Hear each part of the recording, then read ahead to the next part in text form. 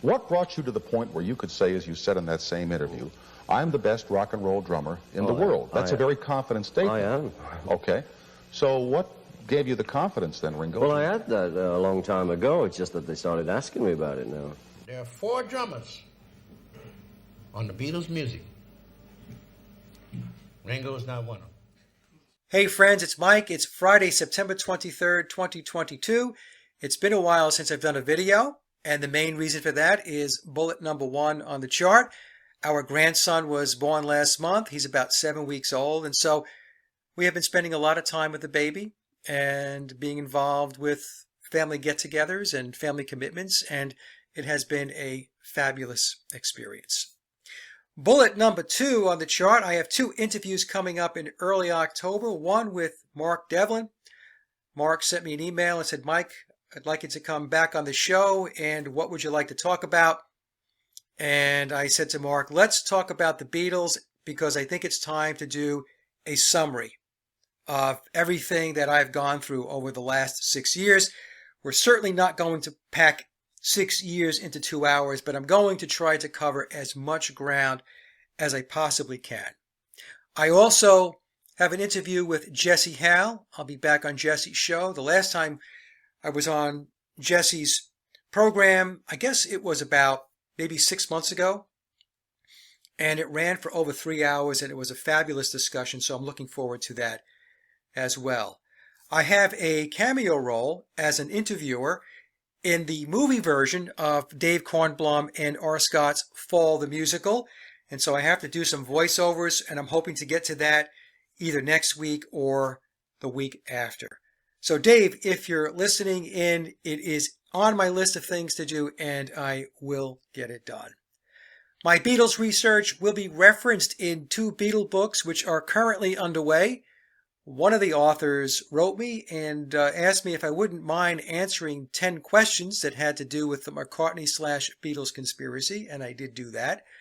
And I am looking forward to reading both books.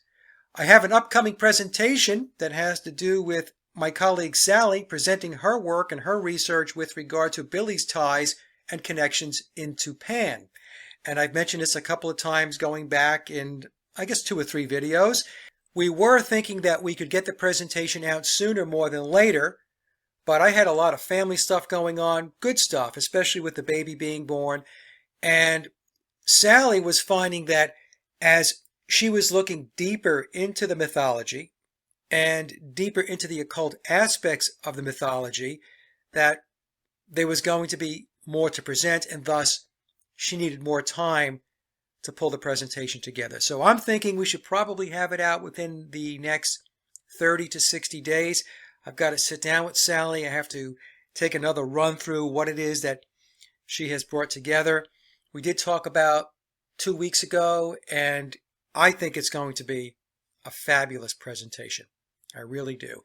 And she has also spent an enormous amount of time decoding the gematria within memoirs. Now, this is something that I haven't really touched. I've gone into the numerology, but Sally is actually taking a look at phrases contained within memoirs. It's another layer of encoding, and she began decoding it, and it's quite an eye-opener what she has found. And she shared some of her findings with Tom, and Tom sent a PDF to both Sally and I, and we can see here 369. And Tom talks about if 3, 6, and 9 are more energetically charged than most numbers, the new edition of the Memoirs of Billy Shears has just been charged up even higher than before. And what Tom sent over is much longer than this. I just cut this blurb out here. And again, 3, 6, and 9, I've mentioned this so many times, very, very important numbers. And I should mention that the revisions in this version, or this edition of Memoirs, which is going to be released tomorrow, September 24th, 2022, are not earth-shattering. They're more subtle. They have to do with numerology and the gematria aspect of the encoding. But I do want to point out the date, because the date is very important. September 24th, 2022. A lot of people still believe that numbers don't mean anything, but the controllers, they paint by the numbers. And I've mentioned this many times in my presentations. So if we take a look at September 24th, 2022, September is the 9th month, so we have 9. 2 plus 4 is 6, and 2022, 3 times 2 equals 6. So 966, and we can reduce 966 down to 12, and we can reduce 12 down to 3. We can also take the 966 and we can flip the 6's and get 999, and we can also flip the 9 and get 666. And so we can see that that date is encoded with 3, 6, and 9. Another presentation that I actually started working on a number of months ago, I'm about 90% done, covers the esoteric passages contained within the footnotes of memoirs.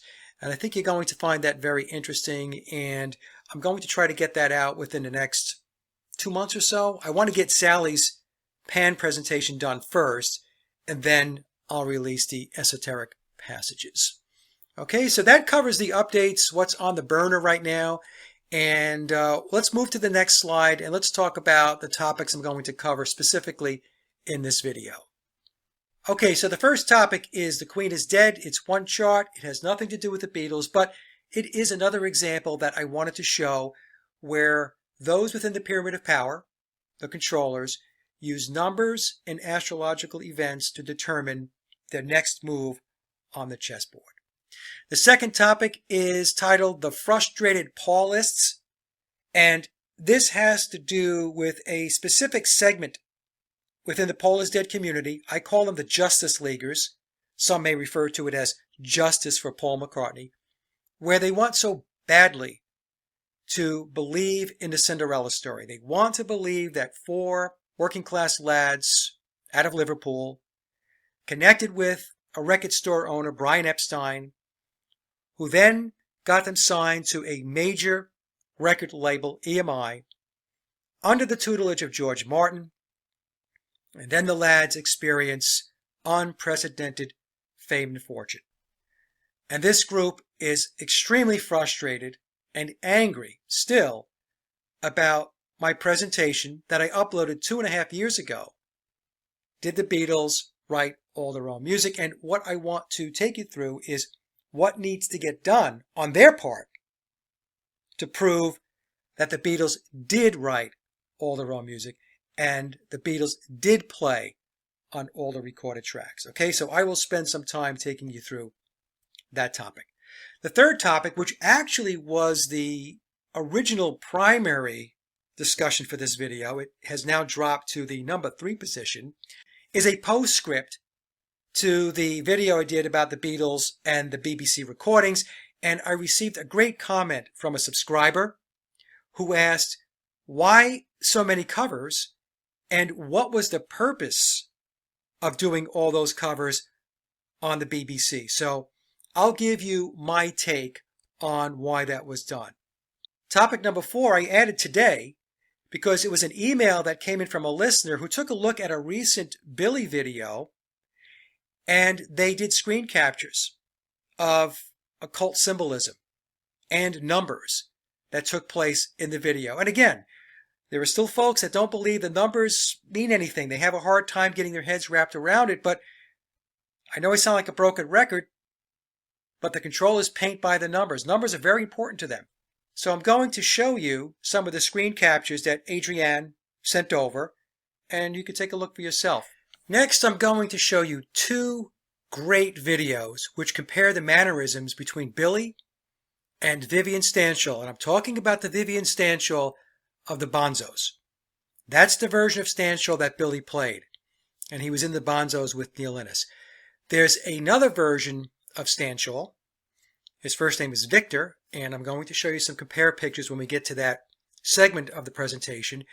And going back several months ago, maybe even a year ago, there was a video I did where I suggested at the very tail end of the presentation that maybe Greg Masters of Idle Race, that was a band that Jeff Lynne was part of, perhaps Greg played a version of Stanshall as well. But for sure, there were two versions. There was the Billy version in the Bonzos, and there was Victor, who played Stan Shaw outside of the Bonzos. And Victor was the very tall, lanky, 6'3" version of Vivian. And again, I'll show you some slides and you'll see what I'm talking about. Topic number 6, the deep state and the dark occult, came about based upon an interview that Mark Devlin did. Mark sent me a link to the interview where he had a guest on his show that specializes in the occult aspect of the Beatles. This is a person that I have also had on my show, and there was some dialogue and comments made by the guest that I felt I needed to address because they had name dropped my name in the show. So when we get there, I'll explain more. Topic number 7 has to do with copyright and privacy protection as it pertains to my content. And again, when we get to that segment of the presentation, I'll take you into more detail. And so with that, let's talk about the Queen being dead. Okay, so with the Queen, it's all by the numbers, so she dies or passes away. At least that's what we're told. Some people believe she died years ago on September 8th, and she was 96 years old. So if we take a look at the number 96, we get the number 6. If we flip the 6, we get 99. 9 plus 9 is 18. We get 9. We can also take the 9 and flip it and make it a 6, and we get 2 6s, 66. 6 plus 6 is 12. 1 plus 2 equals 3. Or we have 3, 6, 9 again. And then, as with Billy, as he's moving on, we see the number 10, which is representative of completion and new beginnings. So the day after the Queen dies, September 9th, the UK enters a 10-day mourning period, during which no government announcements will be made. The King, this is King Charles, addresses the nation at 6 p.m. On September 10th, we have a full moon, or the harvest moon. Charles, who is 73, 7 plus 3 equals 10, is formally proclaimed king after the Accession Council meets at 10 a.m. On September 11th, and remember, the Pyramid of Power looks at September 11th as a day of war. And a day of war does not mean physical war. It can mean psychological war. It can mean a war against culture, as an example. So on September 11th, Charles hosted the diplomatic reception of the century at Buckingham Palace. It was a state reception on a scale unprecedented in living memory. And this is important wording because when they say it's on a scale that is unprecedented in living memory, what they are telling us is there is worldwide interlock. And this goes to show you where the crown sits within the Pyramid of Power. Okay, so the Queen dies, and then we start seeing the number 10. Completion and new beginnings.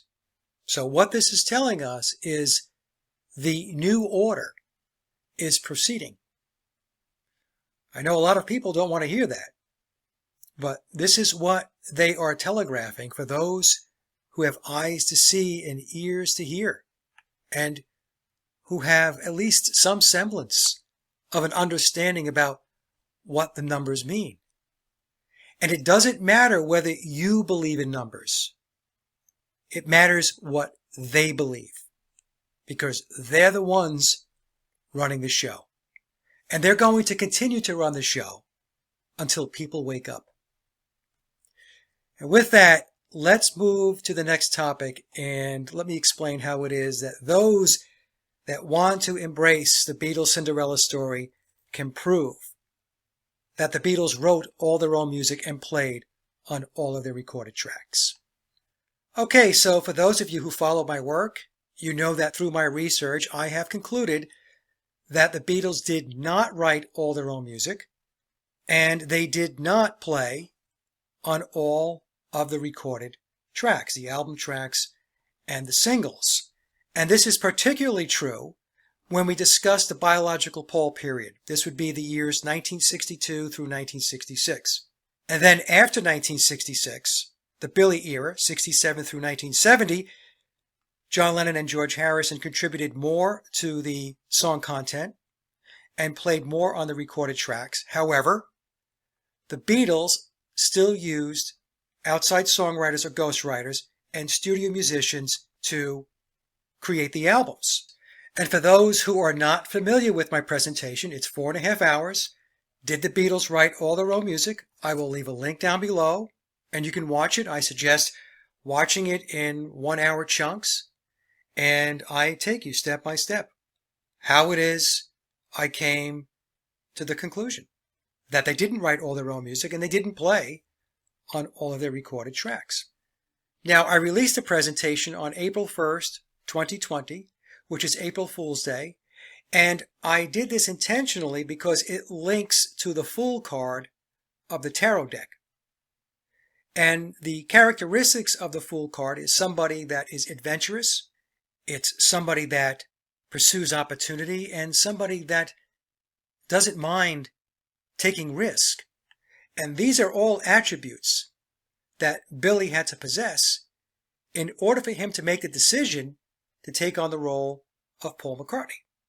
He had to conclude that the upside far outweighed the downside. And that's why I tied it to April Fool's Day. And I knew that Billy would get it. And those within his inner circle would understand why I uploaded the presentation on that day. So when I uploaded it 2.5 years ago, it sent a shock wave through the Paul is Dead community.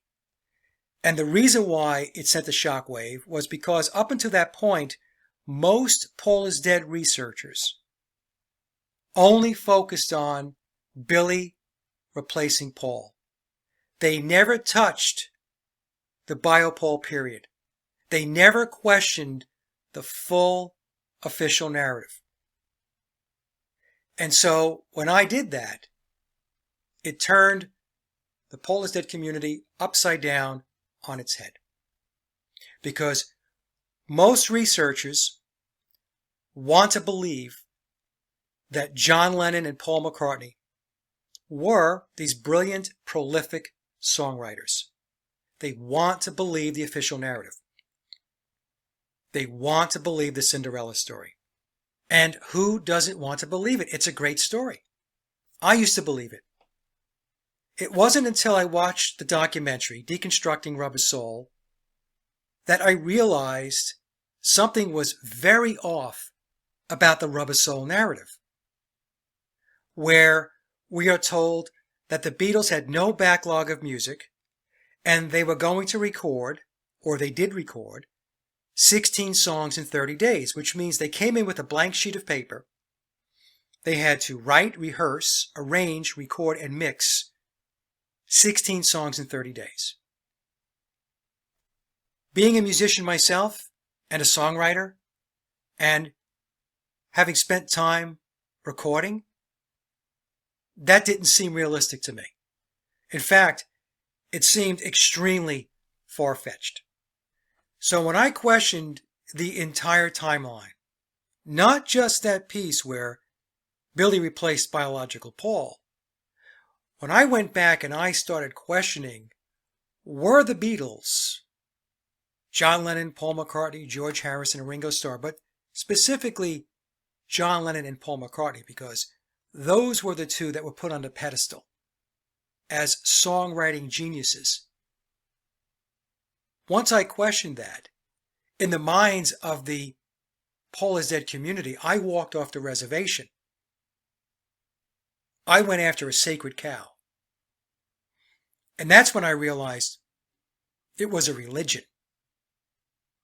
These people who call themselves researchers and investigators, they weren't that at all.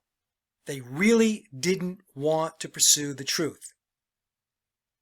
They wanted to embrace this story, this feel-good story. They really liked it. It resonated with them, and they did not want to let go. So I looked at everything, and I haven't stopped. In fact, this presentation, Did the Beatles Write All Their Own Music?, isn't the only presentation where I dig into their history. I have another presentation that deals with the 1960 through 1963 period, when it all got started. And that doesn't make any sense either. And so for 2.5 years, the Beatle worshippers, the Paulists, have been very frustrated and very angry, and they believe their way of rectifying the situation, to put things back where it used to be, to put the Cinderella story back underneath the spotlight in front of everybody, is to attack me, which is a failed approach. It's a very bad approach.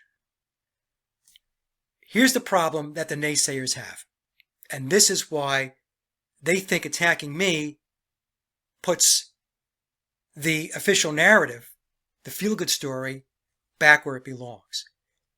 They cannot prove the Beatles wrote all their own music and played on all of the recorded tracks. They cannot prove it. Why?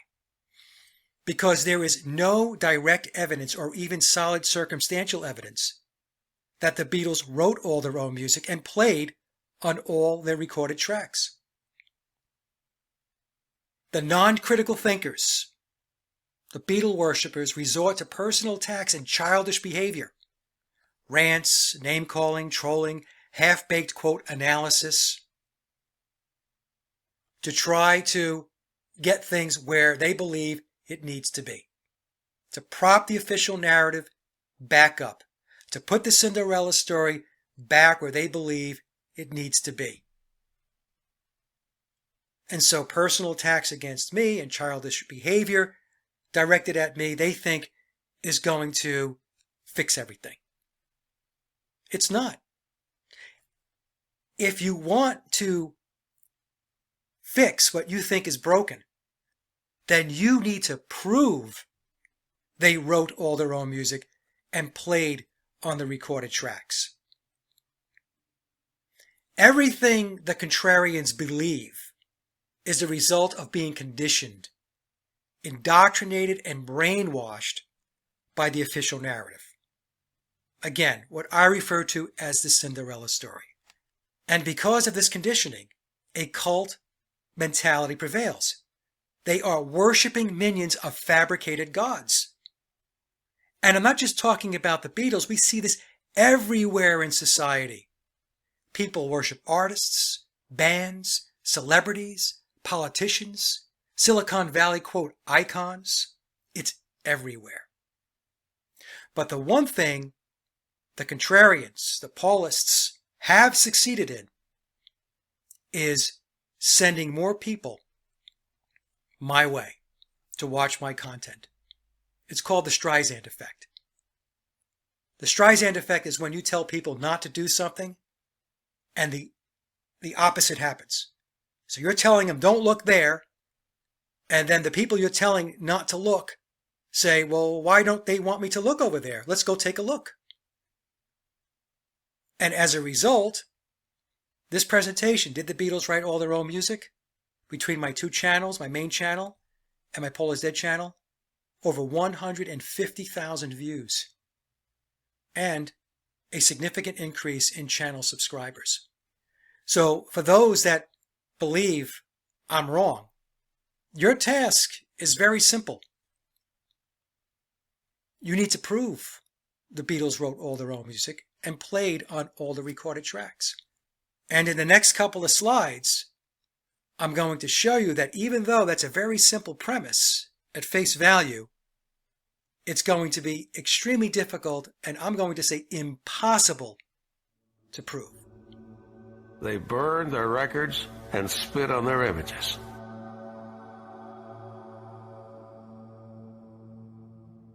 But before they burned the records, they had to buy them.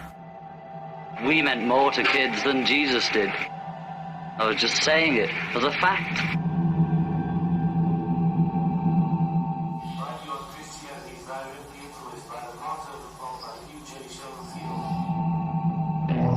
I was using expressions on things that I just read.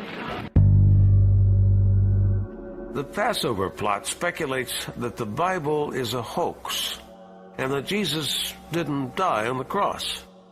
Jesus survived, and in order to create a new religion with himself as the Messiah, he made people believe that he'd risen from the dead. He said to me once that the children of 2000 will be listening to the Beatles. By 2012, the masses would be where we are today, and Paul should be Jesus by then. By 2012, the masses would be where we are today, and Paul should be Jesus by then.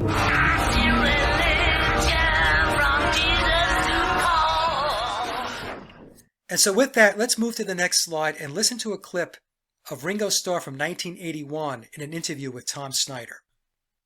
Okay, with this clip, this is a great example of the truth being hidden in plain sight. In this clip, we're going to hear Ringo talk about the writers and not associate the writers with John Lennon and Paul McCartney. He talks about the writers as a standalone entity. But when he talks about the singers, he does associate the singing with John and Paul. So let's take a listen. What brought you to the point where you could say, as you said in that same interview, I'm the best rock and roll drummer in the world? That's a very confident statement. I am. Okay. So what gave you the confidence then, Ringo? Well, I had that a long time ago. It's just that they started asking me about it now. I mean, at the beginning, I mean, because of the songwriters, which is a very powerful force in the Beatles, and John and Paul mainly as the singers, and I was just playing the drums and nodding my head so I'd get noticed. Because of the songwriters, which is a very powerful force in the Beatles, and John and Paul mainly as the singers, and I was just playing the drums and nodding my head so I'd get noticed. And during one song, you know, there was never anything really said about the drummer.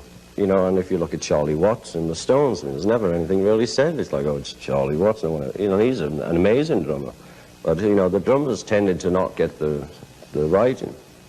And which is curious because usually the drummer is the driving force of the band. It is the driving force, but when you have songwriters of that caliber and singers, I mean, I'd much prefer to talk about the songs and the writers more than, you know, some sort of paradiddle I could do.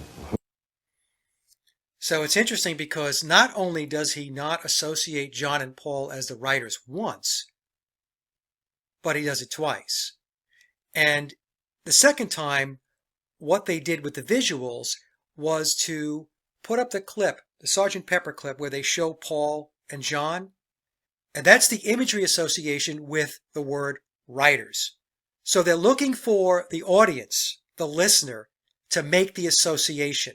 Ringo is not making it, and he is not making it intentionally. This is a form of masterfully speaking. Because of people's conditioning, the indoctrination and the brainwashing, and I know there are people right now who are thinking this, they're saying, well, of course, it's John Lennon and Paul McCartney that he's talking about. Who else could it be? Well, if it were John Lennon and Paul McCartney that he was talking about as the writers, he would have said, with John and Paul being the songwriters that they are and being such a driving force within the Beatles, that would have been a logical and appropriate way to describe John Lennon and Paul McCartney if they were the writers. But Ringo never makes that association. He never makes that connection. And I will argue it's intentional. It's a form of masterful speaking. It is the truth hidden in plain sight. And they know, and when I talk about they, I'm talking about those that are in the club. They know that the listener will make the association on their behalf, on behalf of the controllers, because of people's conditioning, their indoctrination, and their brainwashing. And people do this all the time. They fill in the blanks. They fill in the blanks with what it is they want to hear. And in this case, what people want to hear is John Lennon and Paul McCartney were great songwriters and a driving force behind the Beatles. But Ringo never says it. He lets the listener, the conditioned individual sitting in front of the television set or the computer screen, to make the connection. And when the indoctrinated individual jumps to conclusions by filling in the blanks, making assumptions based upon conditioning, which is exactly what's going on here in this clip, because I know there are so many people that are believing that Ringo is specifically talking about John Lennon and Paul McCartney, when in fact he never mentions their name in connection with the writing. And when people do this, they are unwittingly contributing to the further enablement of the official narrative, of the agenda of the controllers, because the controllers cannot do this on their own. They need a lot of help. And they're getting that help from the brainwashed masses who have had their beliefs and what they think they know completely shaped by all of these narratives that are all over the place. Again, it's not just the Beatles. It's everything. The controllers have essentially inserted filters into people's minds. And that's why there's a lack of critical thinking. People can no longer discern. Most people cannot discern. They just run with whatever is fed to them. In any case, let's move to slide number 6. And what I want to do is to show you the cover of George Harrison's last album, Brainwashed. And there are some significant clues on that album cover. So let's take a look at that now. Okay, so here's George Harrison's last album, which is titled Brainwashed. And there is a reason why he titled his last album Brainwashed. George was going to depart with at least some semblance of the truth. And so let's take a look at what he has on this album cover. There are 4 things that I picked out. There's probably more, but these are the 4 that stood out. Let's start here on the right. 5 crash dummies. 1, 2, 3, 4, 5. This represents the Beatles. So the 4 original Beatles, starting with Paul McCartney, John Lennon, George Harrison, and Ringo Starr, and then, of course, Billy. Then George is showing on their laps a TV set. And what does that symbolize? It's brainwashing and mind control, what I just talked about in the previous chart with Ringo. Okay, so 5 crash dummies representing the 5 Beatles and a TV set. Brainwashing and mind control. Then take a look at what we see here, the shadows. Well, the shadowing of the dummies does not show 5, it shows 4. 1, 2, 3, 4. So what is George telling us? There were 5 Beatles when we include Billy, and we should include Billy, he was a Beatle. But the official narrative tells us there were 4, starting in 1962. Right? We're not going to talk about the Hamburg era with Stu Sutcliffe and Pete Best. So 5, and then you are told there were 4. Because we're not going to tell you about Billy, we're just going to tell you that that's Paul McCartney. And then we see the stars, or the pentagrams. If we go up to the yellow box, I have 2 definitions. One definition comes to us from a dictionary, and the second one comes to us from the Thelema site. So the dictionary definition, a pentagram is a 5-pointed star that is formed by drawing a continuous line in 5 straight segments, often used as a mystic and magical symbol. So even the dictionary definition talks about a pentagram being used as a mystic and magical symbol. Then the definition from the Thelema site, and I'll put the link down below. You can take a look for yourself. The greater ritual of the pentagram, there is also a lesser ritual of the pentagram, is a fundamental ritual of ceremonial and Thelemic magic. It was originally taught by the Hermetic Order of the Golden Dawn as a banishing ritual. So what is George telling us? George is telling us that the Beatles were an occulted entity, that they were immersed in the occult. And I have spent many hours in many presentations showing the occult symbolism all around the Beatles, including the numbers. So, with the pentagram being displayed, especially prominently on the TV screen, we're talking about magic. We're talking about ritual. We're talking about brainwashing and mind control. We're talking about the Beatles being a psychological operation. That is what I believe George is depicting on this album cover. And it's very interesting that he used crash dummies to represent the Beatles. I'll let you think about that.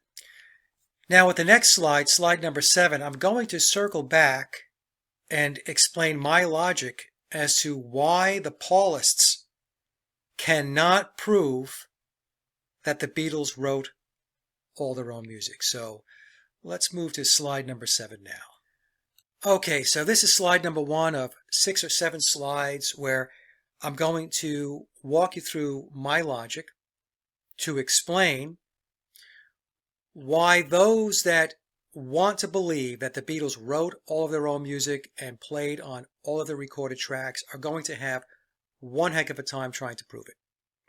So the official narrative tells us, and in fact this was a selling point of Peter Jackson's movie Get Back, that prior to the Get Back sessions there is no authentic film footage of the Beatles writing or recording music. And in the series of presentations that I did on Get Back, I stated that using Get Back, or the Let It Be movie, as a proof point of the Beatles' genius is dubious at best. And I'm going to revisit a slide that I had in some of those presentations to explain why I think that.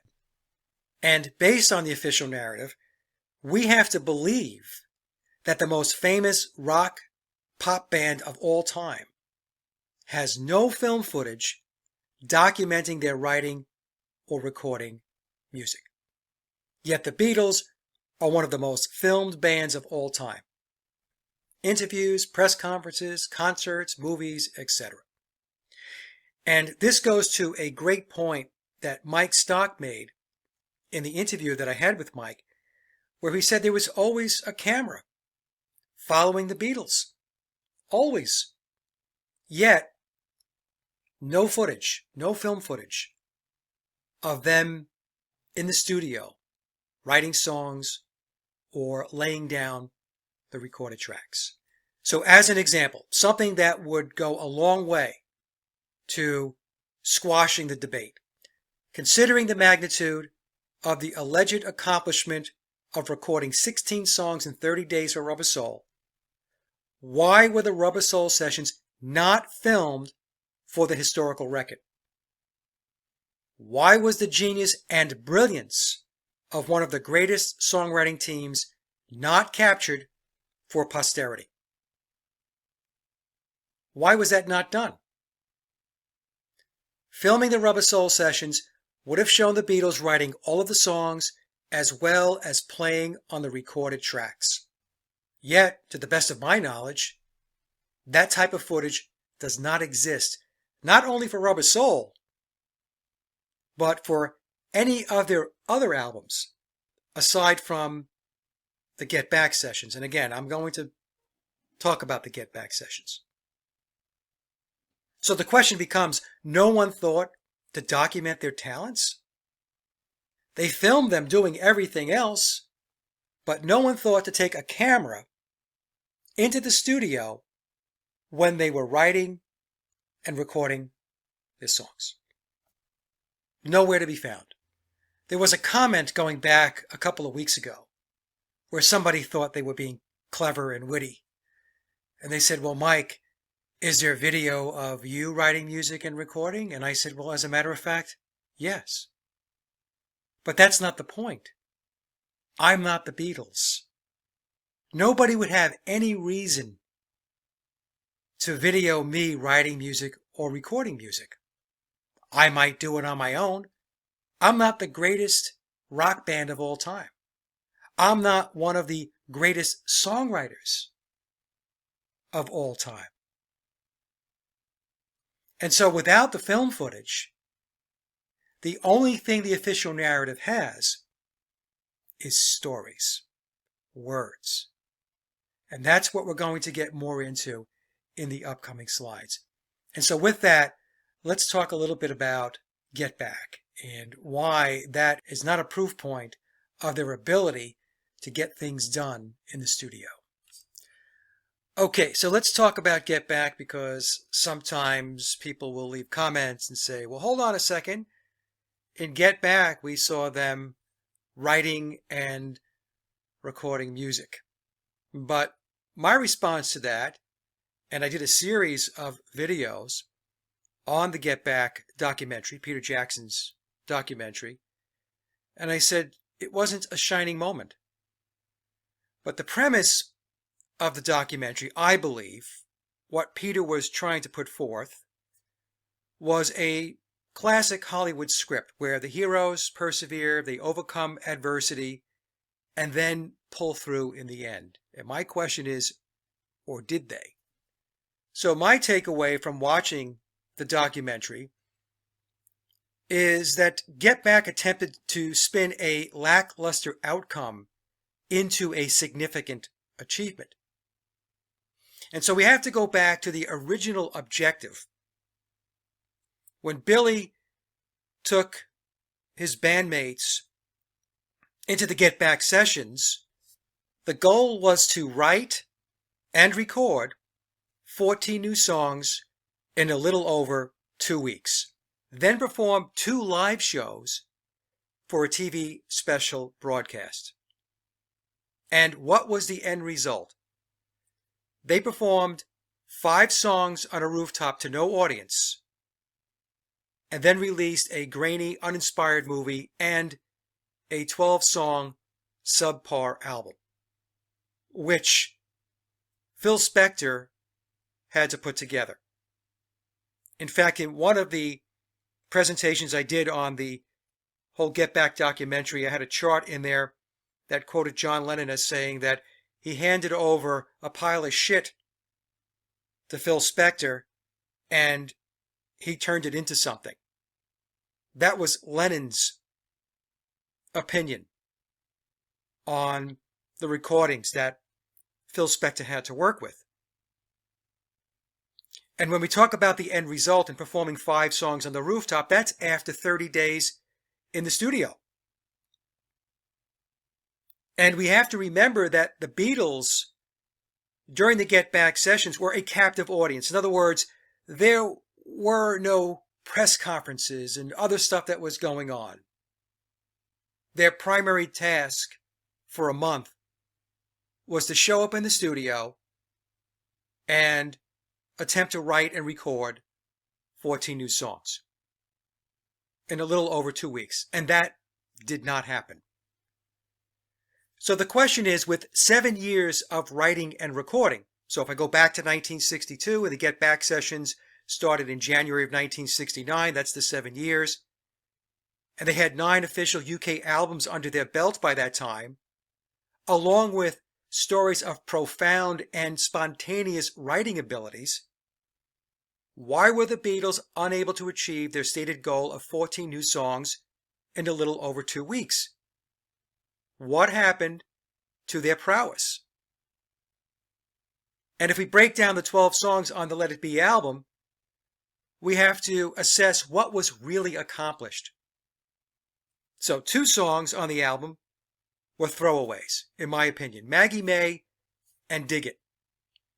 In fact, Billy considered them throwaways as well, because when he released Let It Be Naked in 2003, he took those songs out and he replaced them with Don't Let Me Down, which, of course, is a far, far better song.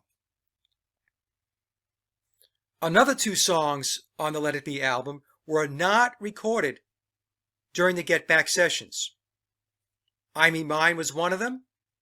That was recorded in 1970, and Across the Universe, which went back to 1968. And what a lot of people don't know is that with I Me Mine, George Harrison had about a minute and a half of a song. And Phil Spector went off and did some editing to bring the song to, I guess it's about, 2.5 to 3 minutes? So that was the type of stuff that was going on behind the scenes. In fact, in Peter Jackson's documentary, there is a version of Don't Let Me Down, and he states in the documentary that that was the recorded version of the song. That's the recorded track that ended up on the album. Only to come out later in an interview that that wasn't entirely true, because John Lennon redid the vocal afterward. It's the same thing with For You Blue. George Harrison redid the vocal afterward. Billy erased John Lennon's bass line and re-recorded the bass line for Let It Be afterward. The drums to Long and Winding Road were added later on. I think that was added in early 1970. So the point being is there was a lot of work going on beyond the Get Back sessions that went into the following year. So, in other words, an entire year had gone by, and there was still work being done on those songs. And it still didn't turn out to be a great album. By Beatles standards, it was substandard. So, with 2 throwaway songs and 2 songs that were not recorded during the Get Back sessions, that leaves us with 8 original songs from the sessions, spanning 30 days. Let It Be, Get Back, For You Blue, I've Got a Feeling, Two of Us, Dig a Pony, One After 909, which we are told was allegedly written in early 1960. Yet it doesn't appear on any Beatle album until Let It Be. I would say that One After 909, even though not one of my favorite songs, was better than some of the songs on the Beatles' first 2 albums. It certainly was better than some of the songs they did on their 4th album, Beatles for Sale, which was split, I think, 50-50 originals and covers. But, you know, the official narrative tells us that that song was written in 1960. Honestly, I don't believe that. The reason why I don't believe that is because Aleister Crowley released his Book of the Law, which is essentially the holy text of Thelema, in 1909. 1 after 909. And then, as I mentioned, there were songs and recordings that extended into 1970 before the release of the Let It Be album. And we also have to keep in mind that with the Get Back sessions, Billy Preston was instrumental during the sessions. In my opinion, without his contribution, it's possible the entire project might have been permanently shelved. Because up to the point before Billy Preston arrived, the Beatles were really struggling to put something together. And then Billy started playing the Rhodes piano, and a whole new dimension was given to the music.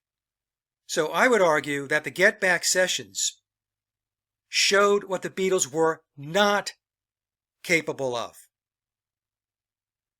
If we go back in time, we're told that they recorded 10 songs in one day for Please Please Me. They did 14 songs in 7 days for their second album with the Beatles. We're told they wrote and recorded from scratch 16 songs in 30 days for the Rubber Soul sessions.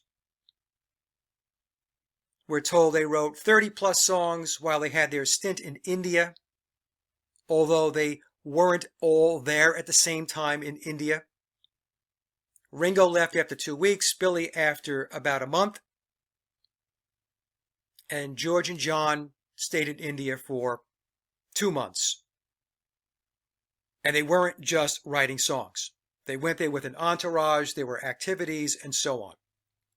Another far-fetched, crazy story, in my opinion, is the Esher tapes, which was the lead-in to the White Album. We're told that on an unknown day in May of 1968, it boggles the mind to think that they have no idea on what day in May this was done.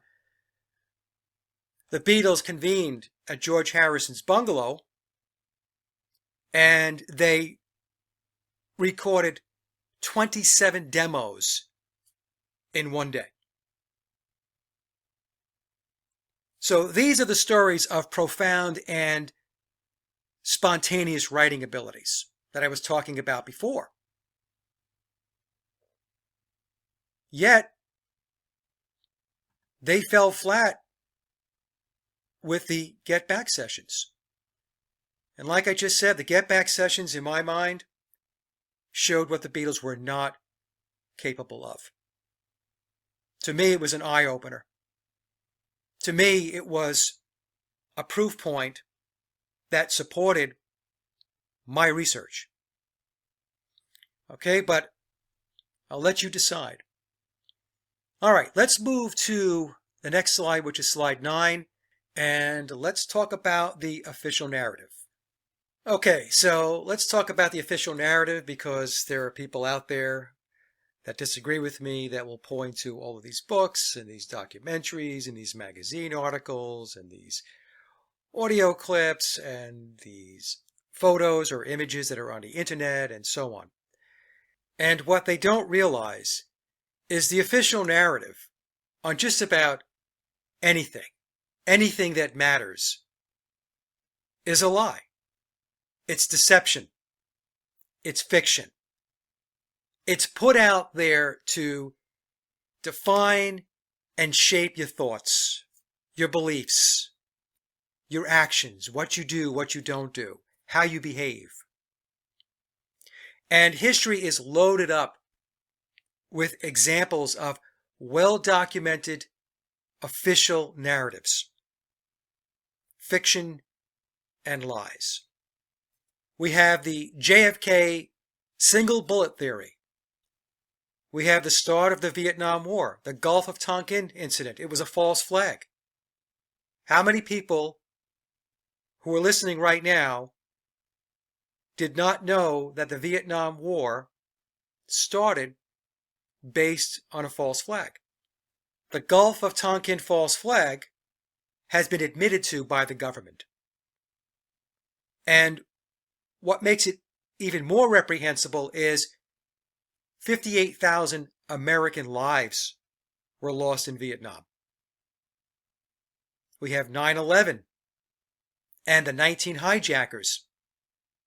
And what did the government do? They released the NIST report, filled with fiction. And of course, what have we been going through since March of 2020?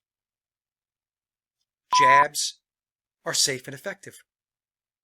When the information that's coming out from researchers and scientists that are on the side of humanity, the information overwhelmingly shows that they are not safe and effective. And what's been going on since March of 2020 is proof positive of a well-coordinated worldwide conspiracy. But it's well documented. How many people remember this image that was put out in the media going back to 9/11. This, we were told, was bin Laden's mountain fortress. And the first box here on the left, I blew it up, and it says, the complex of caves at Tora Bora is carved 1,150 feet into a 13,000-foot mountain and can accommodate up to 1,000 people. A total lie. In fact, the British military was given the mission to go find the fortress and these caves. Did they find them? No. Why didn't they find them? Because they did not exist. But 9/11 is a well-documented event. It's a well-documented lie, is what it is. So, the Beatles narrative is a fictional story that is told to us. Just like this image here was put out. This is what the masses were told. It didn't exist. It wasn't real. But people were told it existed. And people believed it. And there's a difference between believing in something and knowing something. You want to know. So, as I mentioned, the Beatles narrative is a fictional story that is told to us. There is no direct evidence presented to prove the storyline. To embrace the story, the Beatles story, the Cinderella story, you must believe what is presented. You don't know, you have to believe what is being fed to you. And then I have people say, but Mike, there are audio clips. Audio clips prove nothing. There must be unedited, direct audio and visual interlock. Otherwise, how do you know who's actually playing on the audio or recorded track? Were you an eyewitness? You only know what you were told to believe. It goes back to the clip I showed you with Ringo Starr. People hear what they want to believe. And so they fill in the blanks. Now let's take a moment and consider some other possibilities or scenarios. So the knee-jerk reaction by many people is whenever they hear an audio or recorded track and they're told it's the Beatles, they immediately assume and believe it is the Beatles. However, is it possible George Martin recorded rehearsals of songs the Beatles learned to take out on the road, and that's what you're hearing? And the answer has to be, if you're objective and critically thinking, yes, that's a possibility. In other words, the Beatles had to learn and rehearse the songs they were taking out on the road. And when they were rehearsing, George Martin pushed the record button. Scenario number 2. Is it possible George Martin recorded vocal rehearsals accompanied by pre-recorded backing tracks? And the pre-recorded backing tracks would have been recorded by studio players. Is that a possibility? And the answer is yes. And a tie-in to the second scenario is statements that are made by fans, and I get this in the comment section every once in a while. George Harrison has a Chet Atkins style of playing. And my response back to that person is, how do you know it was not Chet Atkins on the recording? Or Vic Flick? Or Big Jim Sullivan? Or Jimmy Page? Or Eric Clapton? The answer is you don't know. Because we have no film or video interlock. You are not an eyewitness. You weren't there. You can only go by what you were told. And then you have to believe what you were told in order to embrace the narrative. Another comment that will come across every once in a while, especially in the comment section, in support of the Beatles writing and recording their own music, especially as it pertains to playing on the recorded tracks, is so-and-so's book documents the recording session, so what about that? And my response is, was the author at the sessions? Do they have first-hand or eyewitness experience? And if not, who or what is the source of their information?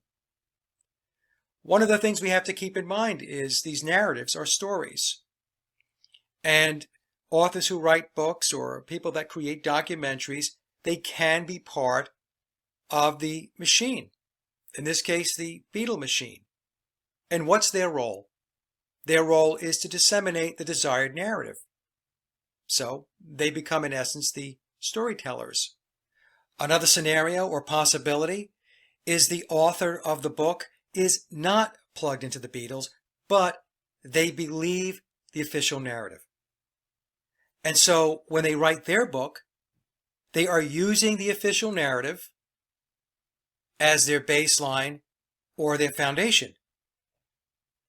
And if we have information that we believe to be suspect contained within the official narrative, and they are tacking onto it or building upon it, then their narrative is going to contain questionable components for those of us who are questioning the official narrative of the Beatles. The bottom line is this, folks. I don't know who's plugged into the Beatle machine and who's not from an author perspective. My point is that we should be asking questions. We should not be taking the Beatles' official narrative or any narrative, whether it be JFK, the Vietnam War, 9/11, what took place starting in March of 2020, at face value. This reality is loaded up with illusion. And so the moral of the story is we should be questioning everything. And that includes the Beatles, especially considering the impact the Beatles have had on the worldwide societies. And because the social engineering was done through music, it doesn't mean that it has any less impact as far as pushing the worldwide agenda forward. The one world government, the one world religion, the new world order, whatever you want to call it. Music is a very powerful tool in the controller's toolbox. Okay, so with that, let's move to slide number 10 and let's talk a little bit about imagery. Okay, so another piece of information that people point to prove that the Beatles wrote and recorded all their own music is to look at images and say, well, look, there they are. They're in EMI Studio, so they must be writing and recording music. And of course, the problem with that is that many of these photos were staged. They were photo ops and narrative props. And I included two at the top of this slide.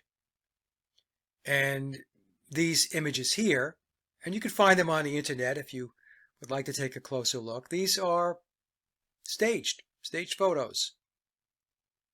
Okay, and again, it's to make the association. You're given the narrative, you're given the words, and now you need the imagery to bring it together so that you can fill in the blanks and you make the connection. And that's why it's done. So photos and images were part of the conditioning to associate the narrative or the story with imagery. In the image to the bottom right, many people will believe George and John could play wind instruments because they are photographed, quote, playing them. Yet, there is no proof either of them could play these instruments. And I'm just pointing this out, folks, because I get a lot of correspondences. And these are the kinds of questions that I get. People will look at an image like this on the bottom right and say, well, they were brilliant musicians. Not only could they play guitar, bass, drums, and so on, but they could play wind instruments. It's a staged photo. The only person who could play a wind instrument is the guy on the right. That's Billy. John and George, no, they could not play wind instruments. But again, people will fill in the blanks. Another example is a video I put up on my community tab, and it was a performance by the Beatles, and they were clearly playing to a backing track, which was what they did back in the day. And there were some folks that said, well, it's a backing track because they're playing on this show, and that's what they did, and that's what they still do, by the way. But that wasn't the point that I was making. The point I was making is there are so many people that will watch that video and believe it was a live performance. And what's the proof?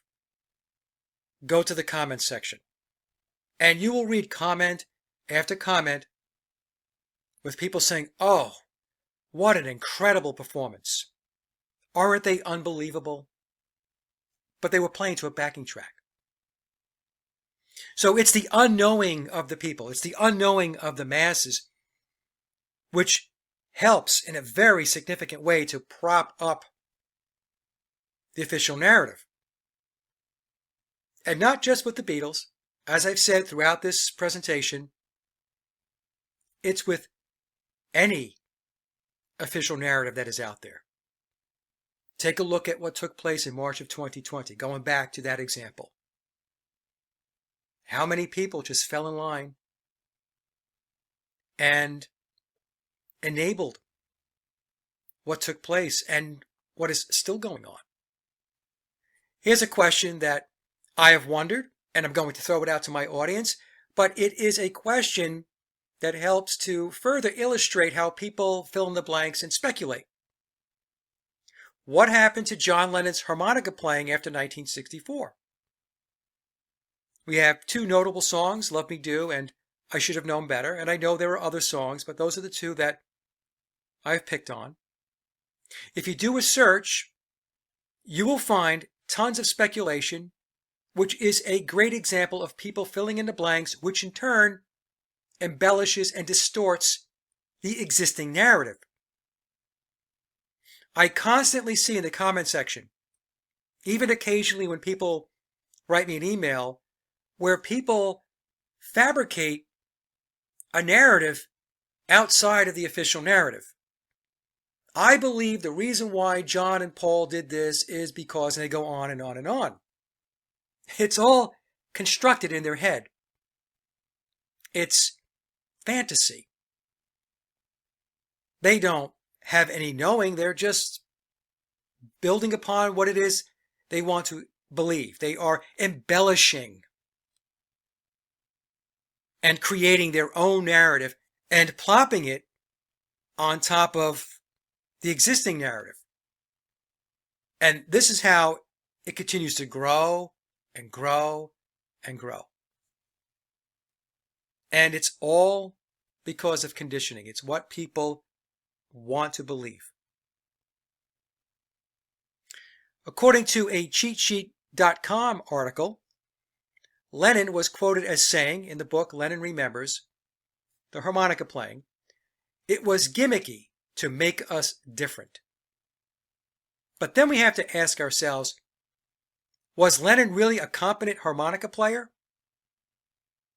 The cheat sheet article, which again is sourcing Lennon Remembers, tells us that he was allegedly taught to play the harmonica by Delbert McClinton.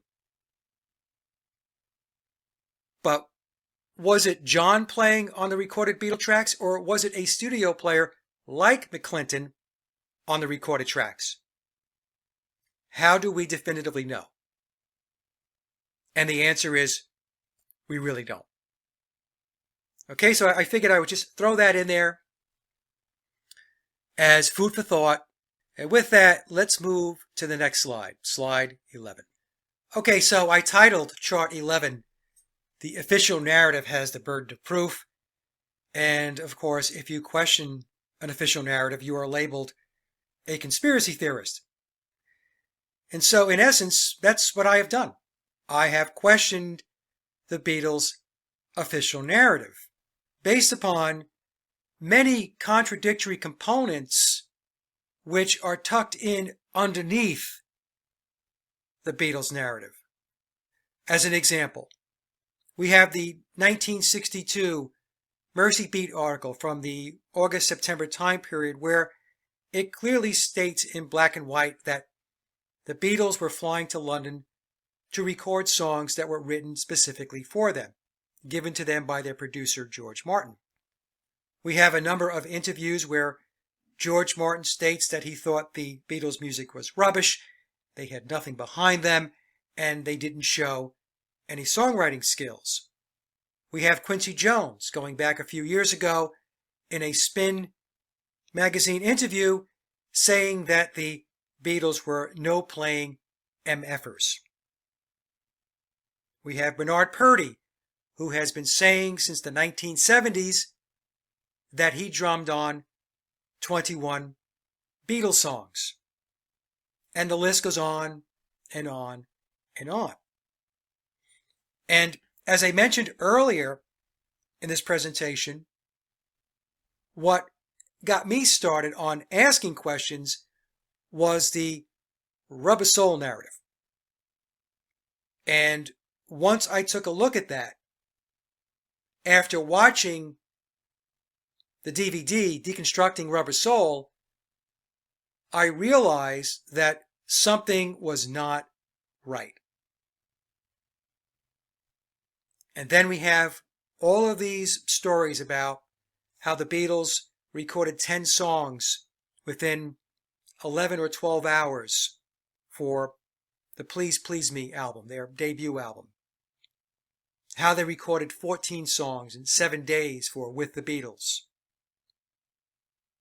Of course, Rubber Soul, 16 songs in 30 days, starting from scratch, no backlog of music. We have the story about the Beatles going to India and writing 30 plus songs leading into the White Album.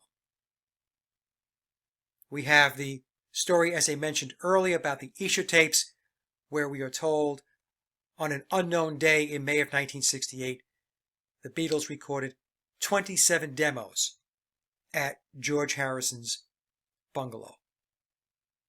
And it goes on and on and on. So the official narrative is making extraordinary claims. And extraordinary claims require extraordinary evidence, to quote Carl Sagan. So one of the extraordinary claims is that Lennon and McCartney were one of the greatest songwriting teams of all time. We are told they were prolific, great, brilliant, geniuses, magical, etc. All kinds of descriptors to tell us that they were one of the greatest songwriting teams of all time. And so the question I'm asking is, where is the extraordinary evidence? And when you ask that question, what gets played back is, well, it's the official narrative. It's the words. It's the stories that we're giving you. You just need to believe, Mike. You need to have faith. Well, believing and having faith is not evidence. So when I go about my work and I take a look at something like the Beatles' timeline between 1960 through 1963, and I plug in events that the official narrative tells us took place, and then when I try to connect the dots and the dots don't connect, in other words, there are discrepancies and gaps, then it's logical to ask questions. As an example, I've covered this before, the first bullet here. We are told in the Beatles documentary, The Complete Beatles from the 1980s, which was the Beatles documentary until Anthology was released, they tell us that John Lennon and Paul McCartney wrote 100 songs between 1956 and 1962. Yet as we make our way through the timeline, those 100 songs are nowhere to be found. And not only are the 100 songs nowhere to be found, but we also have unflattering comments which are made by George Martin with regard to the skill level of the Beatles, both as musicians and songwriters. So, why would I not ask questions? It's the same thing with the Rubber Soul narrative. I spent a lot of time digging into the Rubber Soul story. And the official narrative didn't make any sense. But what did make sense? Because the truth is hidden in plain sight. If you look hard enough and long enough, you will find the truth in what it is they are telling us. And I concluded that this is how it worked. All of the Beatles songs were written by outside songwriters, and the instrumental tracks were recorded by studio players. And George Martin was managing the process. When the Beatles came into the studio, their job was to sing the vocals. That was it. They were singing to pre-recorded tracks. And then once they got done singing the vocals, George Martin married the vocals with the instrumental tracks. He mixed it down, and then the record was sent off to be pressed. And I determined that this was the template throughout the entire Beatle timeline, but especially between 1962 and 1966. It existed as well during the Billy era, which was 1967 through 1970, with John Lennon and George Harrison contributing more to the songwriting content and also playing more on the recorded tracks. However, the Beatles as an entity were still using ghostwriters and studio players. So, whenever you look for the extraordinary evidence, it's nowhere to be found.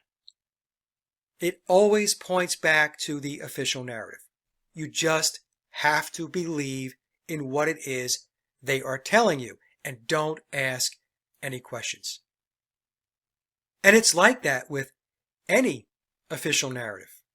And if you persist in cutting across the grain and continuing to ask questions that they deem should not be asked, then you're going to be labeled a conspiracy theorist, you're going to be ridiculed, you're going to be attacked, you're going to be vilified. And this is what they do with dissenting voices. And of course, the controller's narrative is policed by the indoctrinated and brainwashed masses who are completely immersed in these official narratives. And in this case, the Beatles story, the Cinderella story. There are people who call themselves researchers in the Paul is Dead community who are completely asleep and believe the official narrative, and they will defend it to the death.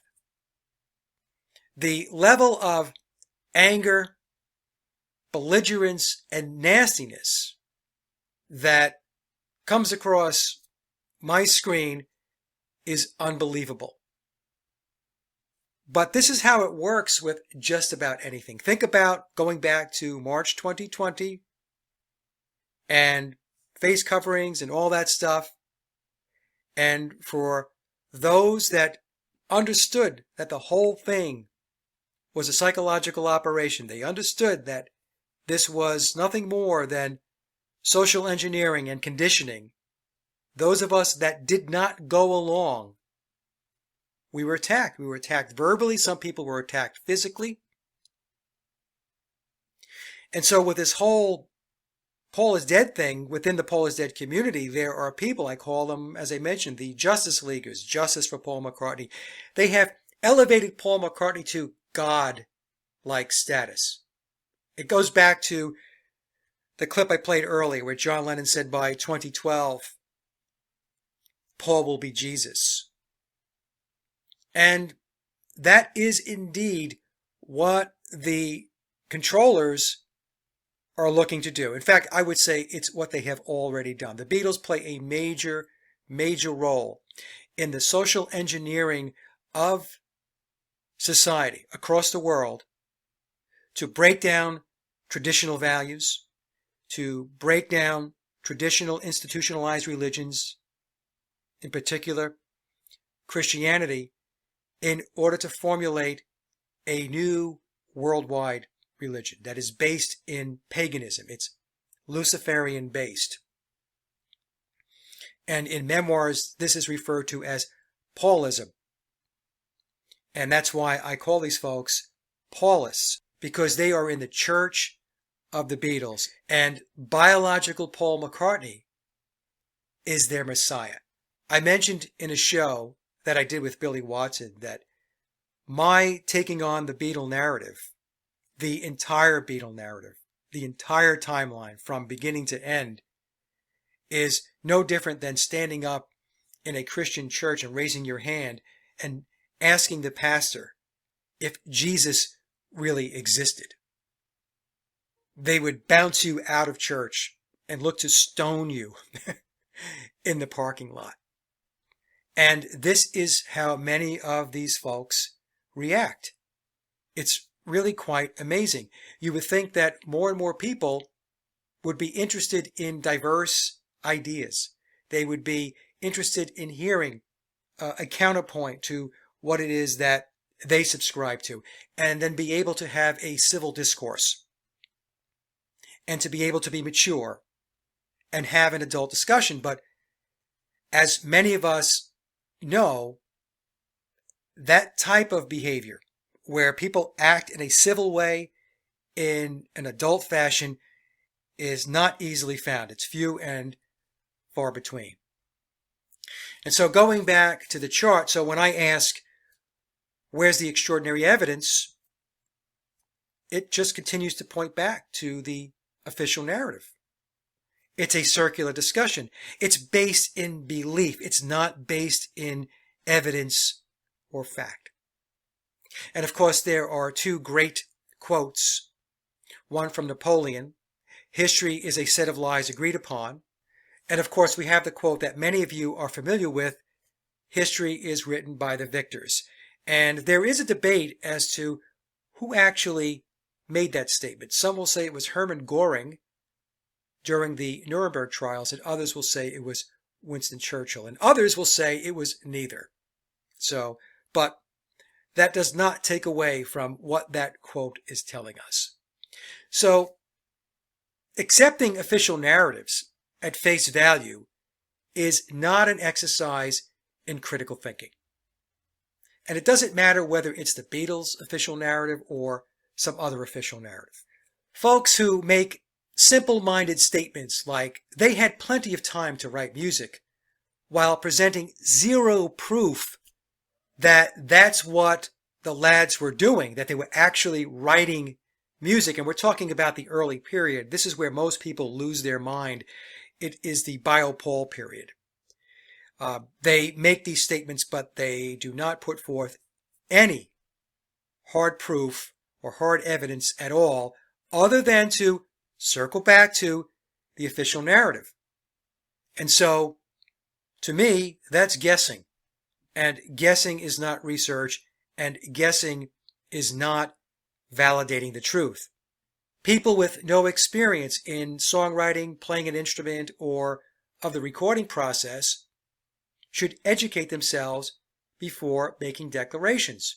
An analogy that I've used in the past to describe this type of behavior is the person that knows nothing about fixing a car, and their car breaks and they need to take it down to the shop. And when they get to the shop, they want to tell the auto mechanic how to fix the car. It's the same thing. Now, critical thinking musicians, songwriters, and producers understand the writing and recording process, and therefore they understand the issues surrounding the Beatles' official narrative. Now, I should also mention that there is a segment within the music industry comprised of musicians, songwriters, and producers who know the true story. They know that the official narrative around the Beatles is fiction. But they can't say anything, because if they say something, they run the risk of damaging their careers. I have sources of mine that are in the business, and they have been in the business for decades. And they cannot say anything. They have stated to me outright that if their name gets out there and it's associated with talking about this, that their careers could be over. And that's why I tip my hat to Mike Stock. Mike is a rare breed. He stepped out and he's speaking the truth. And it's very important to remember, and I've talked about this so many times, the music and entertainment industry is a giant tool in the controller's toolbox. And if you're not questioning reality, then you are not awake. And this especially goes for those folks who are looking into the McCartney and Beatles conspiracy but don't want to touch the biopole period. They don't want to touch the Cinderella story. They want to keep that in place. And if you're one of those people and you think that you're pursuing truth, you are not. All of us need to question everything. Now, before I leave this slide, I do want to talk about what I have here on the right-hand side. This is a screen capture from the documentary produced by George Martin.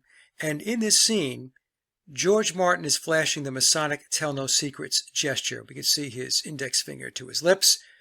And he does this when he's questioned by Howard Goodall. And Howard is an accomplished composer himself. And Howard is asking George Martin about the complexities of certain Beatles songs and whether the Beatles were capable of such compositions. And when Howard asks the question, George Martin flashes the Tell No Secrets, meaning, we're not going to talk about that, Howard. We're not going to go there. And this is a very, very significant scene in the documentary. And this is why I explain to my audience that it's very important that we have at least a basic understanding of signs and symbols, which includes numbers. Because when you do, you can decode the reality. You can get underneath the deceptions and the lies and get to the truth. Now, there are two documentaries which I highly recommend, which I have talked about before. The first one is The Wrecking Crew. You can find it on YouTube. And the second one is Hired Gun. And I think you can watch that on Netflix or Amazon. The Wrecking Crew talks about the music industry and the model that was used to create music in the 1960s and the 1970s, the Beatle period. And Hired Gun picks up with the 1980s going forward into current day. So if you watch these two documentaries, you will get a very good understanding of how it all worked and how it works. And you can see I have two fingers pointing, one here and another one here with the Hired Gun documentary. But if we take a look at the Wrecking Crew, the tagline says there was only one band behind them all. Let me say that again. There was only one band behind them all. And the Beatles were not an exception. And the tagline for Hired Gun, out of the shadows and into the spotlight. Okay, so again, I highly recommend you watch both these documentaries. The part that hurts, the real part that hurts, is that the people do not understand fixing records was a way of life. In the 60s and the 70s, it was a way of life fixing up records because 98% of the groups, self-contained groups, are not on their own albums. They are not on their own albums. And with that, let's move to the next slide and talk about the BBC recordings and why the Beatles did so many covers. I'll give you my opinion. Okay, so a few weeks ago, I did a presentation on the Beatles and their BBC recordings, and somebody commented and asked a great question. They asked, Mike, why do you think they did so many covers for the BBC sessions? And it's about building the narrative. So my premise, Tavistock, EMI, and George Martin, because George Martin was managing the operation, needed to establish or document the historical narrative. The pre-fame backstory needed a catalog of polished songs. The existing recordings, going back to Germany and their performances throughout the UK, from a musicianship and sound quality perspective, were substandard. So they, meaning the controllers, George Martin, EMI, Tavistock, needed to buff up the pre-fame Beatles in order to make the transition story from cover band to original composition band more believable. If all they had to show for the early period before their fame were recordings like the Star Club from 1962, where it was bar and club quality, then they ran the risk of people asking, how did they go from sounding like that, meaning the pre-fame recordings, to the studio level playing that we hear on their albums like Please Please Me with the Beatles or Hard Day's Night, etc. So they needed to bridge the two stories. And the two stories being the pre-fame Beatles and then the Beatles that signed with EMI, leading into their debut album, Please Please Me. But more specifically, I believe they needed to bridge the discrepancy in the skill level of the band, the musicianship. Otherwise, like I said, people would ask questions. Well, how did they go from sounding like that and playing like that to the skill and playing that we hear on their albums? How did that happen? So I suspect what George Martin, EMI, and Tavistock did was to start using studio players on the BBC recordings, starting in 1963, going through 1965. And by doing that, they were able to bridge the skill level gap. In other words, they made the transition look less suspect from a musicianship and playing skills perspective. A listener sent me a link to 6 BBC recordings that took place in 1962 with Pete Best on drums. The sound quality is not great, but I can hear differences in skill level, especially on the drums and the guitar, which led me to believe that my suspicion that George Martin, EMI, and Tavistock inserted studio players starting in 1963 is probably what happened, and why the Live at the BBC album starts with the BBC recordings in 1963 and does not go back to 1962. At least according to the version of the BBC CDs that I have, which is Live at the BBC and Live at the BBC Volume 2. And it states that these recordings were 1963 through 1965. And what I'll do is leave a link down below in the description box with the 6 songs from the BBC sessions in 62 with Pete Best on the drums, and you can take a listen for yourself. Now, all that being said, the segue from no songwriting acumen, meaning the Beatles were not writing original songs, leading into their contract with EMI in June of 1962, to prolific songwriting skills in a very short period of time, is a glaring hole in the official narrative.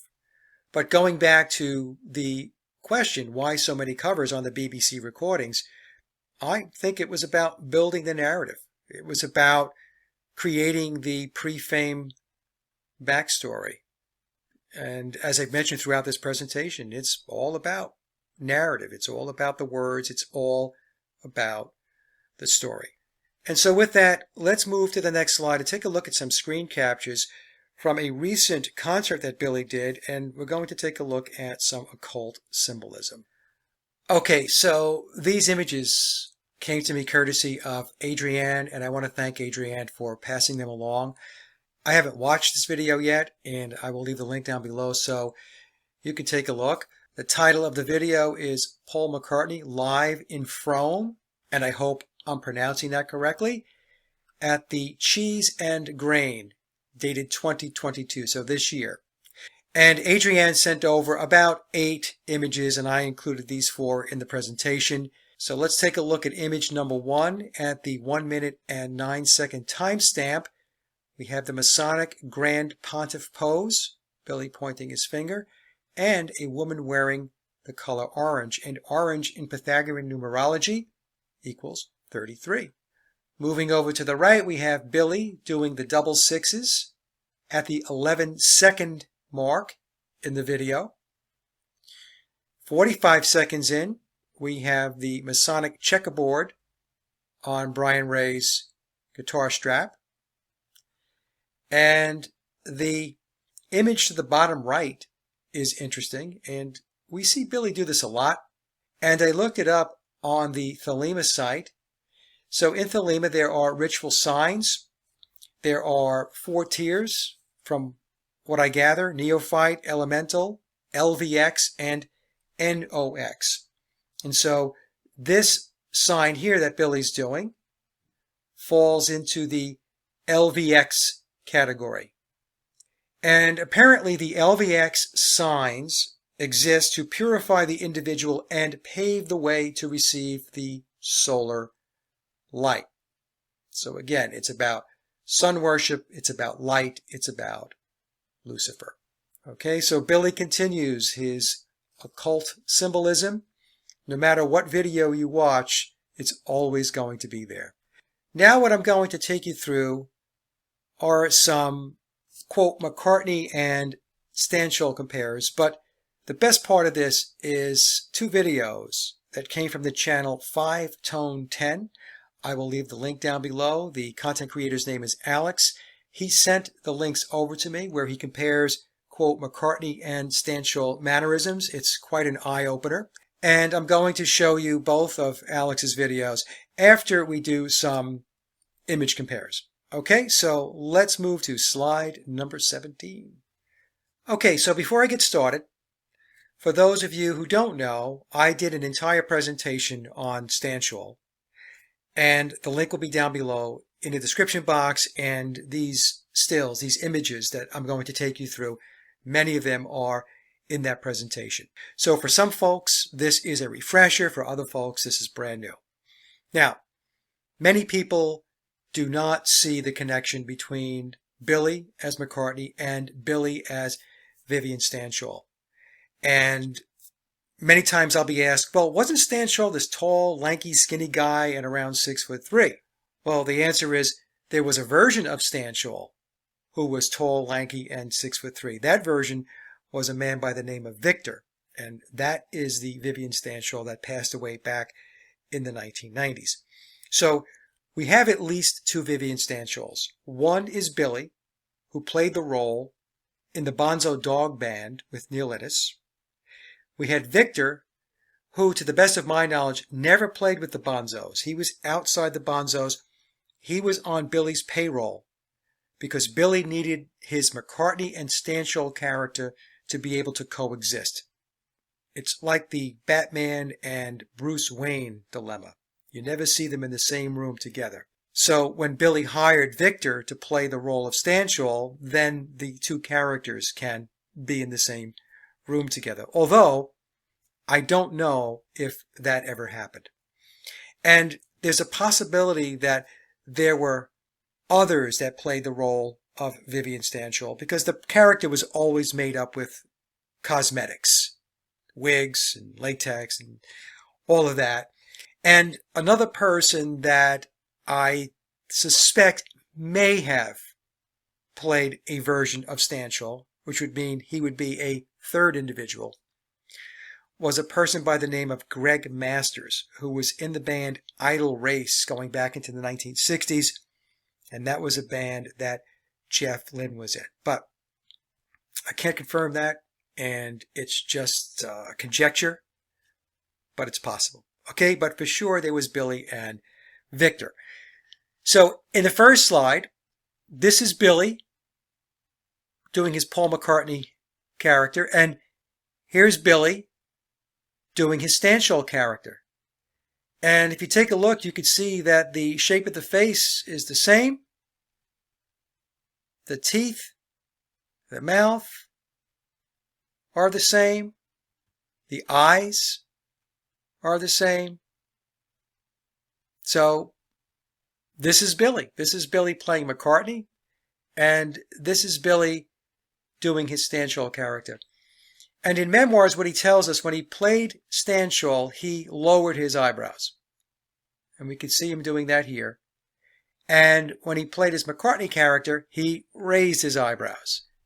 And of course, by doing so, would change the facial features somewhat. But for me, I can clearly see the same person. So you guys let me know in the comment section.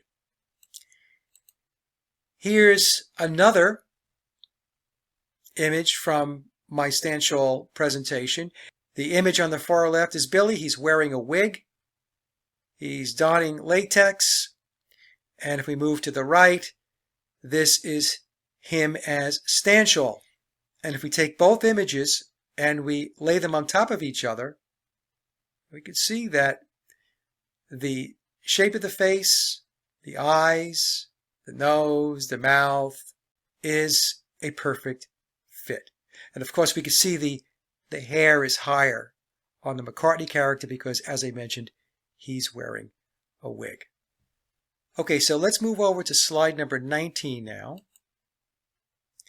And here's Billy as an older Paul McCartney. And here's Billy as his Stanshall character. And I don't know about you, but I see the same person, only he's older here on the left. Take a look at the structure of the face, even the eyes to a certain degree. The hair, this is the same person. And let me move this down here for a bit. If we look at the far right picture on the top row, we have the left hand side of the image is Billy as Stanshall. And that's mirrored with Billy from Let It Be. And it's a pretty good match, if you ask me. We're going to see differences in the nose because Billy has had surgery on his nose, and so that's going to alter what the nose looks like. But you can see the mouth lines up. The forehead lines up. We can even see where the lines in the forehead. It's a little more difficult to see on the McCartney side of the image, but it's there. Look at the hairline. Okay? So that's another image. And if we move down to the second row, the image on the far left is the same image we see as the split screen here on the top right. And if we move over to the next image, we have Billy in his McCartney role. And here we can see it's the same person. Look at the eyes, even the eyebrows, because even though he's raising them here, it's not as arched as he might do otherwise. The nose,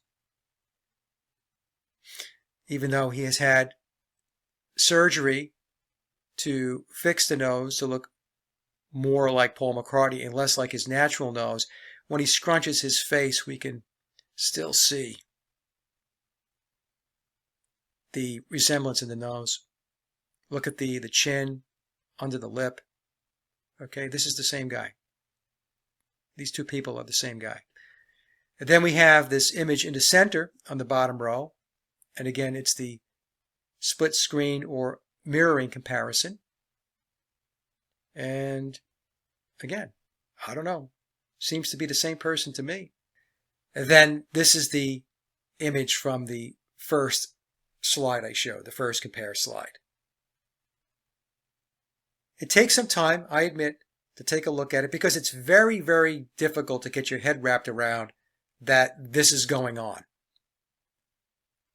But once you understand what they can do with surgery, cosmetic surgery, and latex, it will fall in place. Now let's move to slide number 20.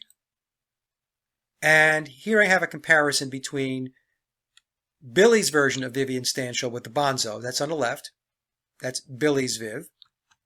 And to the right is Victor, who I refer to as Street Viv. Now, when people ask me, well, wasn't Vivian Stanshall tall, lanky, skinny, and 6'3"? That's this guy here. And if you take a look at them, side by side, they are clearly not the same person. Victor, again, is the guy that Billy put on his payroll so that Billy's McCartney and Stanshall character could coexist. Okay, so I take you into more detail in my presentation on Stanshall, and I show you a number of images that have to do with Victor, and I compare those images with the version of Stanshall that Billy played. Okay, so let's take a look now at the videos from Alex. And Alex's YouTube channel is 5tone10. And I'll put a link down in the description box. Please subscribe to his channel.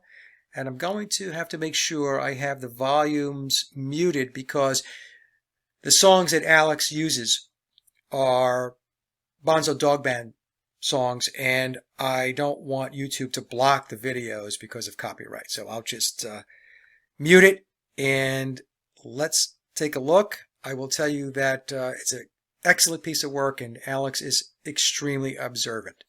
So here we have his McCartney character running out, then his Stanshall character. Look at his arms.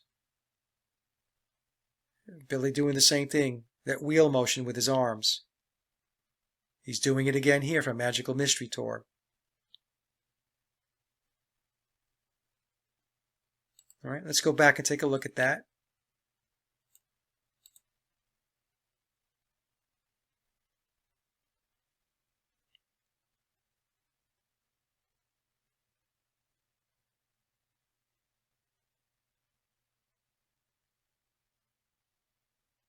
It's really obvious with this clip here from Magical Mystery Tour.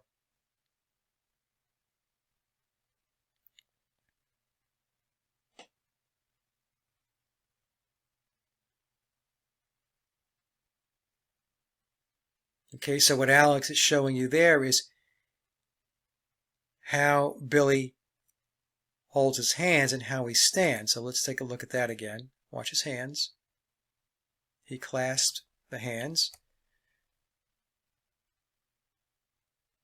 The same thing there as McCartney.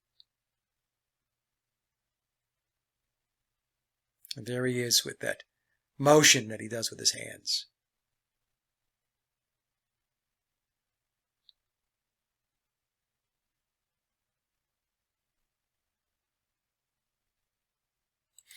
Very good, Alex. Let's move to video number 2 now. Again, let me make sure it's muted. It's the same thing, so take a look at the mannerisms.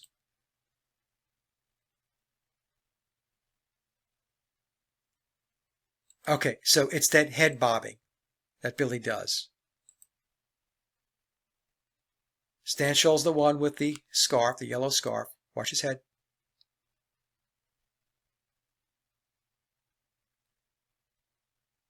And there's Billy playing bass on the rooftop, bobbing his head.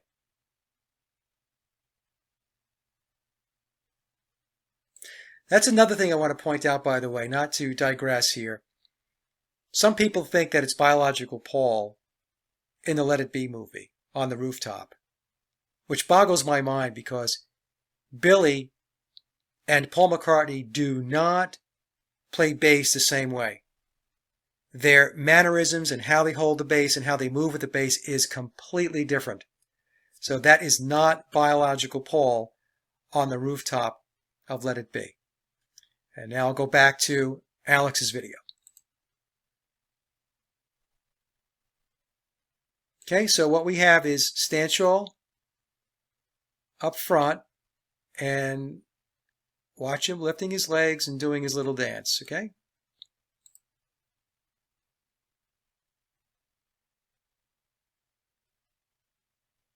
Oh, what do we have here?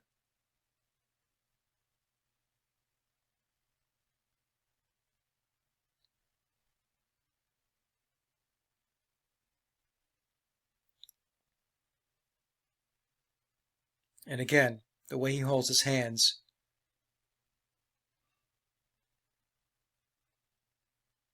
That's a very strange image of Billy, by the way. It looks like a ton of latex on his face. Okay, so that's it. Both these clips are on Alex's channel, 5Tone 10. Please take the time to subscribe. So Alex, thank you very much for sending the videos over and then giving me permission to put them into the presentation. It's greatly appreciated. Okay, so let's move to slide number 22, and I want to talk about something that came up in an interview that Mark Devlin did with another researcher. And I want to kind of set the record straight. Okay, so let's go there now. Okay, so as a backdrop to the next two slides, Mark Devlin sent me a link to an interview that he did with a researcher that I have had on my show. And I've actually done several hours of content with this person. And this individual gets into the cult aspects of the Beatles. So I told Mark that when I had a chance, I would take a listen to the interview. And as I mentioned at the very beginning of this presentation, I'm going to be on Mark's podcast in the beginning of October, and we're going to talk about the Beatles. So when I took a listen to the show that Mark did with this individual, they had dropped my name. They were being passive-aggressive, in my opinion, toward me, and making certain statements with regard to where I do not go with my work and why it is I have not had them back on my show. And what this person was discussing with Mark is the deep state's involvement in the death of Paul McCartney. It was a ritual sacrifice. And then he goes on to say that the person from the deep state that was involved with the death of Paul McCartney was Maxwell Knight, who was a British spy master. So as I'm listening to this, I'm kind of getting a bit of a chuckle, because if I go back to my 2018 presentation, in fact, it was uploaded November of 2018, I talked about both scenarios. I talked about the possibility of Paul McCartney's death being the result of a ritual sacrifice, which is a long-standing discussion point I have presented over the years, and I have talked about this even prior to this person coming onto my show. And in that presentation, the Beatles, Paul McCartney, and the Grand Illusion, I also spoke about the possibility of deep state involvement in the death of Bio Paul. And the deep state scenario came to me from this source who told me he was a first-person eyewitness to the conversation that took place at an event in the 1990s that included the military-industrial complex, intelligence, and Silicon Valley types. And he relayed to me that there was this person in the room, and he was talking to maybe 3 or 4 other people, and my source was there. And my source explained that this person at this event said that the car crash, the accident, was orchestrated. It was supposed to happen, and that the deep state was there to ensure that he died. So in other words, if the car crash didn't kill him, they were going to make sure that he died. And then back in September of 2021, a year ago, I did a presentation based on a clue in the 2021 version of Memoirs, and did a video discussing the possible involvement of British spy master Maxwell Knight in the sacrificial death of Paul McCartney.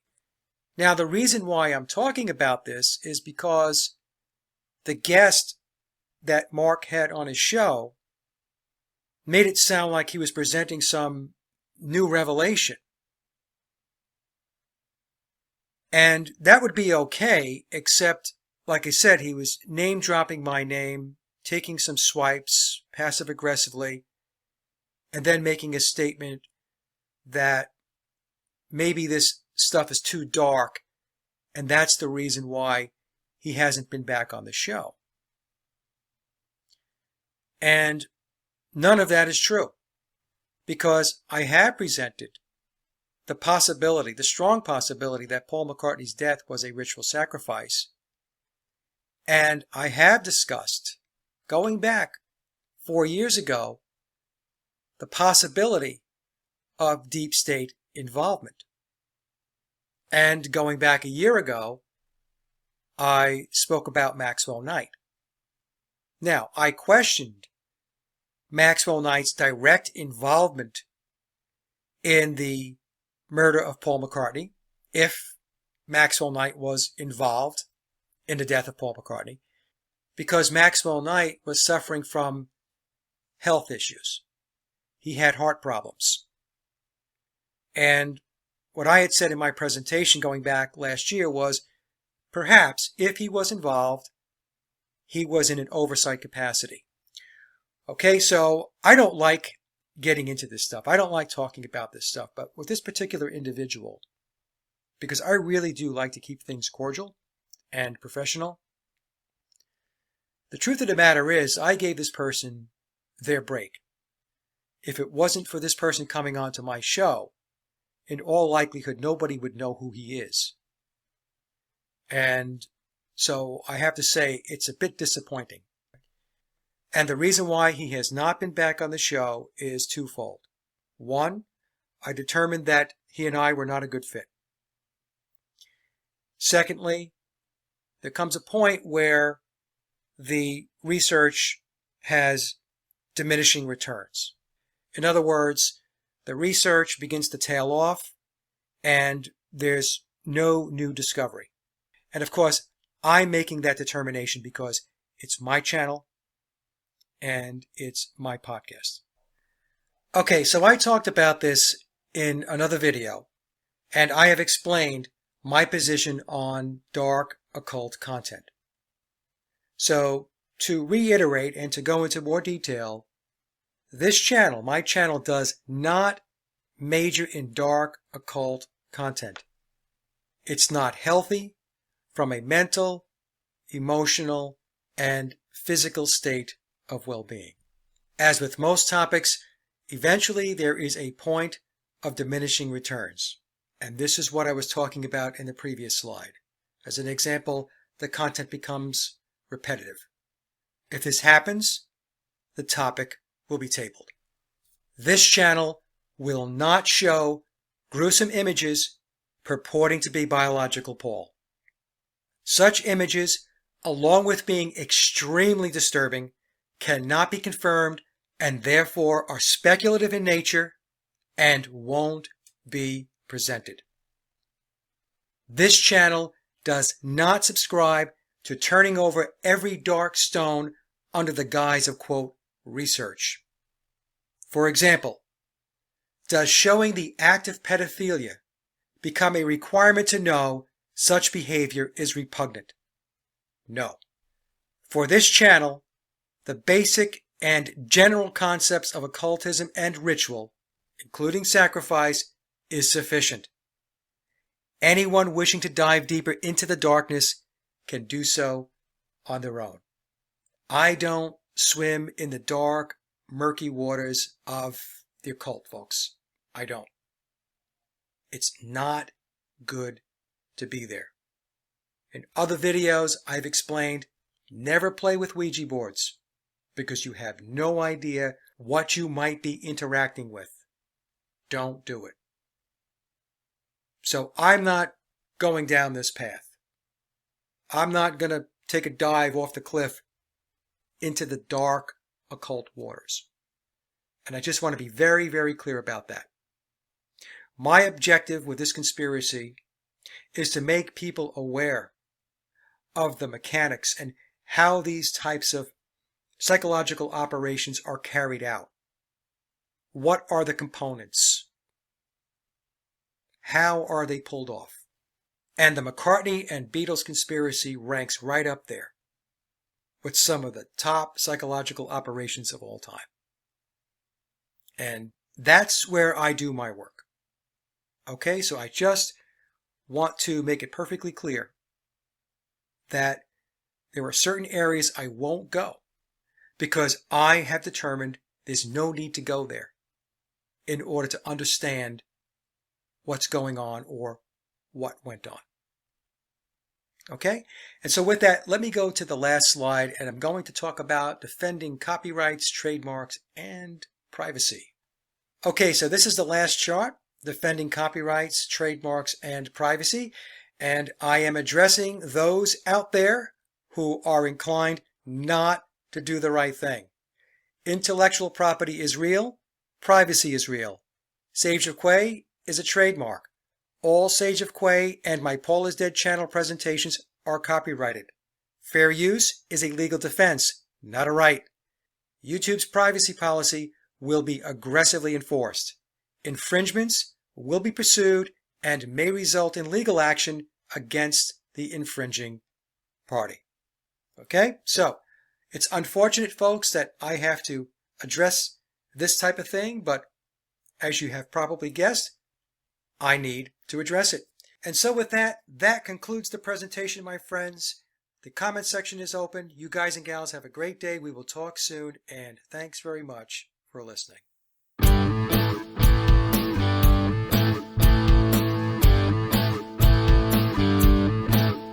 Hey, look over there, it's a shiny silver ship.